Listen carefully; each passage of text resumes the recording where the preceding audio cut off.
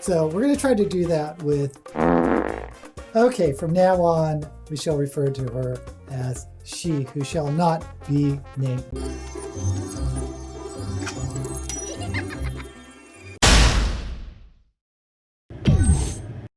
Hello mortals, I am the BookTube Goddess, the #1 drag queen booktuber on YouTube.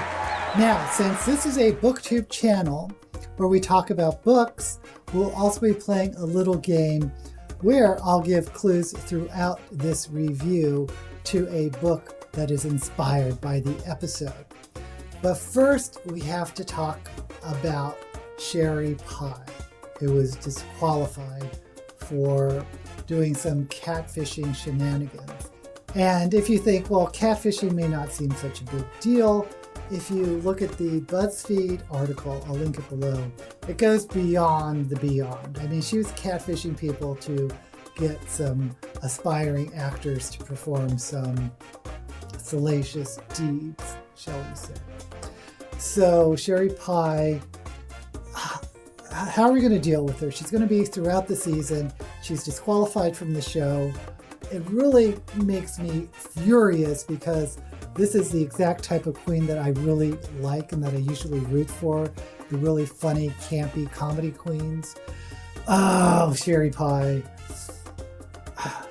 What she did was really bad. So we're going to give her the Candy Ho edit. And if you don't know what a Candy Ho edit is, she was the queen in season 7 who got almost no screen time. She progressed beyond Jasmine Masters and Kasha Davis, and people usually know who they are if you're into Drag Race, but Candy Ho, you may recognize the name, but it's hard to put a face to the name because she was infamously absent from the editing. So we're going to try to do that with, okay, from now on, we shall refer to her as she who shall not be named.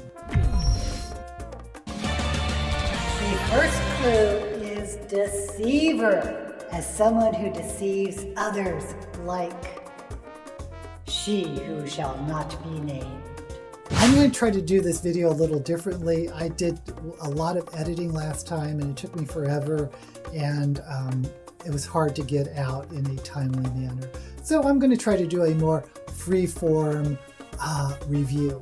Now, stupid me, I do this game called Shelve It or Shove It on this channel where I judge books by the cover, which of course was inspired by Tudor Boot. So I'll just be shelving and shoving some of the looks that I like or not. And I'm going to refer here to some images. So the show starts with the queens from last week writing a mirror message to the new group of queens, and then we get to see the new group of queens.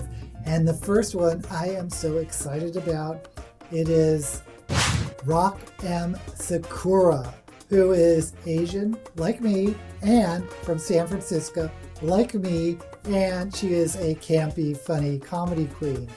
So I will definitely be rooting for her throughout the season.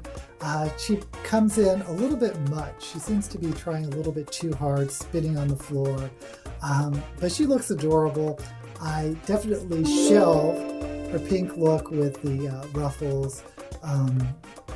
She makes fun of her big arms. I really do like her entrance look a lot.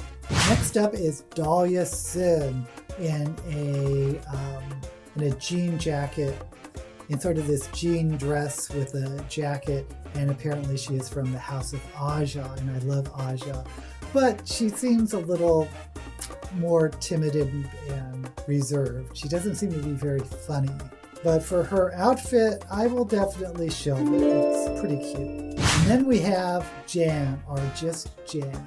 Her actual drag name was Jan Sport, but they couldn't use it because of copyright purposes. I don't really like this outfit. It's sort of this Letterman jacket. I'm going to shove it. I mean, it just seems a little simple, and the Letterman jacket just doesn't do it for me. But her personality seems pretty spot on. Next up is Jada Essence Hall, and this queen is gorgeous. She's beautiful. She is pretty extra in the confidence department, and she's a little bit full of herself, but hey, it seems well deserved, so definitely going to shelve this look. Next we have the spooky queen of this group, Aiden Zane, with this really short bowl cut hair. It's really bizarre. The eyebrows are way up and they're like lightly painted, and I kind of like the look. I think it's kind of cool. Her outfit itself it's okay. I mean, I will shelve it. And like last week, there is a runway. I made some notes. First up is the spring looks. Rucap starts off with a hand-painted kimono. It looks gorgeous. Of course, I'm going to shelve it. Next up is Dahlia Sin in a gorgeous green outfit. Really looks cute. I like how she pads so her shape is an hourglass, which is really accentuated by the feathers. Or is that faux fur? I can't quite tell. Whatever it is, it's yummy. And of course, I have to show Dahlia's look. And then we have Jan, who is in this, I don't know what it is. I don't really like it. I'm going to shove Jan's spring look. Looks like it was some type of corset period piece on top, and then this really cheap looking mini skirt at the bottom. The hair is interesting, but no, it is shoved. Next up is Jada Essence Hall, looking surprised, gorgeous. She looks like a biological woman, I swear to Pete. Oh, she is so gorgeous with those breastplates and that figure. And of course, we're definitely shelving Jada Essence Hall. And then we have Aiden Zane. I don't know what to think of this. She looks like a little gnome with a little gnome hat and a yellow dress with raindrops. I'm going to have to show it. It's really not my cup of tea. And then we have the fall looks. Sakura comes out in this felt. Who wears felt? But she was wearing this felt blue mermaid dress. It reminded me of Madeline with the hat and the little coverlet. But I don't know how this is fall, but I do like the koi fish and the color, so I'm going to shelve this. Is it fall? Then we have Dahlia Sin in this black powder puff number, which is really cute. And I liked her hair, the little swirl in her hair. I'm definitely shelving this. Really gorgeous. And then Jan comes out in this really remarkable crocodile green. Again, not sure how this is fall, but it does have a jacket, so I guess it's fall. And she opens it up, and I don't really like it. It looks like apron in the front, but overall, this is really a striking outfit.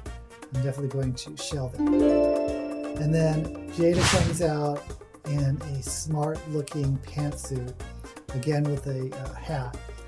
There's a lot of berets this season, but this lilac number is gorgeous. Definitely going to shelve it. And then Aiden Zane comes out in a crocheted leg warmers. It is bizarre with a little hat. She says she likes ugly fashion, and I guess mission accomplished, but as for me, it looks like it's a tablecloth on top. I don't know. I'm going to shove it. But she did follow the assignment. It was definitely fall. And then the queens come back, and last week they did a rap number that they had to choreograph, and this week it's more of a musical number inspired by Fosse, which really excited me. This is more up my alley. I love Fosse, and when we think of Fosse, we think of jazz hands. The second clue is jazz, as in jazz hand, or let's say the jazz age.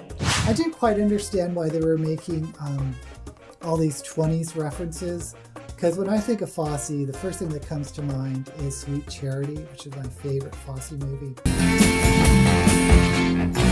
Who's that with Vittorio? She doesn't look familiar. Who can she be? What happened to Ursula? Who is it? Who is it? Who is it? Who is it? Who is it? Who is it? Who is it? Who is it? It's me. Wow, this place sure is crawling with celebrities. I'm the only person here I never heard of.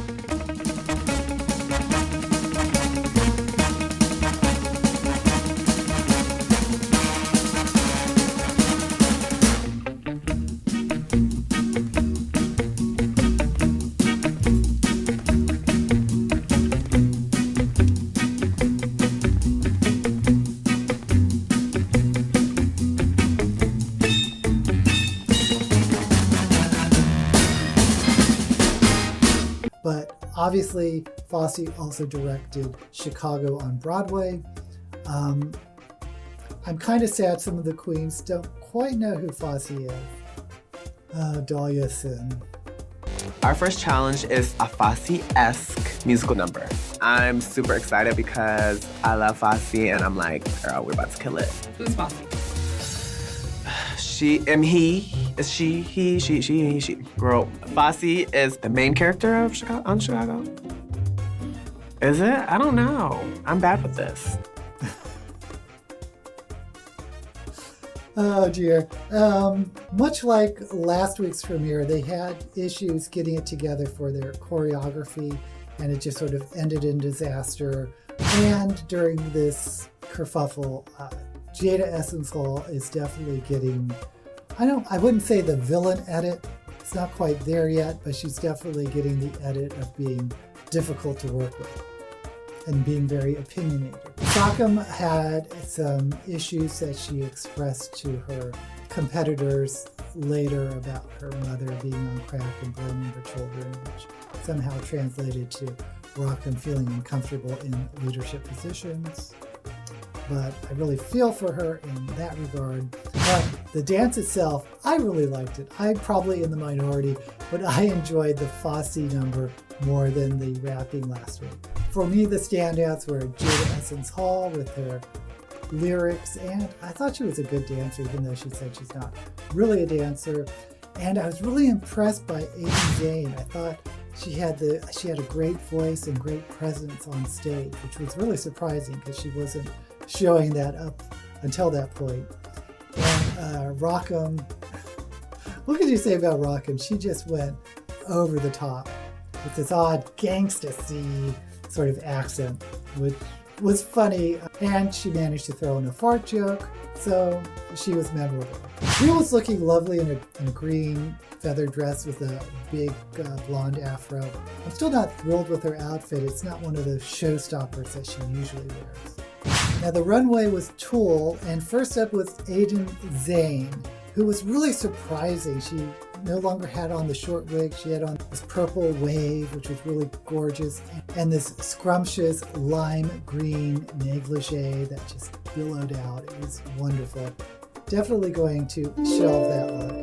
And then next up was Dahlia Sin in Red.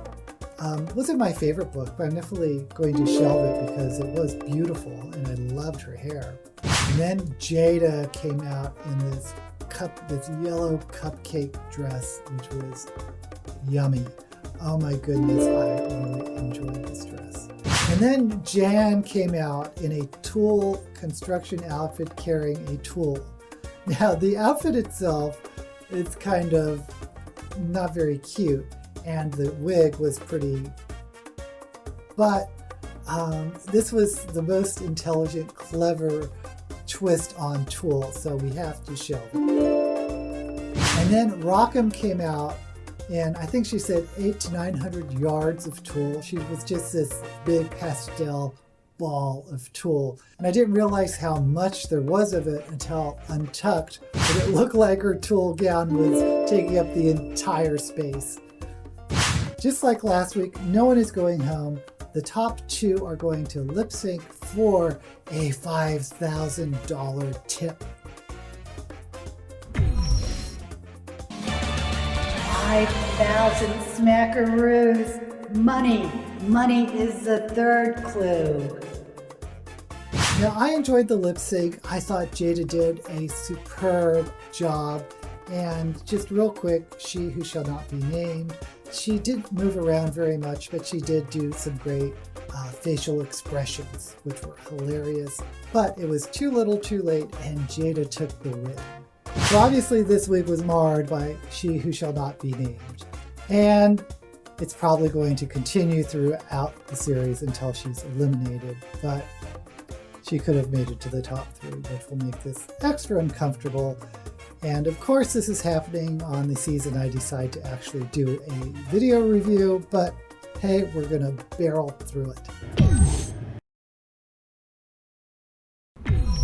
The 3 clues are Deceiver, Jazz, as in Jazz Age, and Money. And there can only be one book that fits these clues. And if you guessed The Great Gatsby by F. Scott Fitzgerald, you are correct. It is set in the Jazz Age, the Roaring 20s, where money seemed to be everywhere and the very rich indulged in excess.